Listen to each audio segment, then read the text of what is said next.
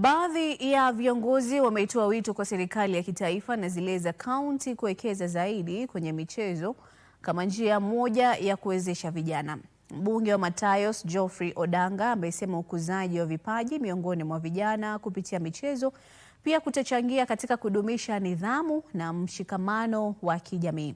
Odanga alitoa wito kwa serikali ya kaunti ya Busia kutenga fedha za kutosha kwa ustawi wa michezo pamoja na kuandaa hafla za kila mara za kutambua na kukuza vipaji miongoni mwa vijana wa sehemu hiyo.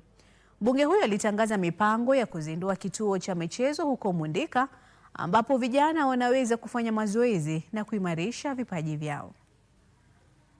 Nimeona kwamba talent tuko nayo kubwa sana hapa na tunataka kunoa hii talent.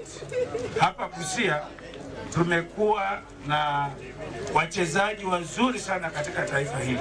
Tunataka tunoe hivyo vipaji ili tusikue na mambo ya vijana kukaa nyumbani vya kusema ati kuna maguns.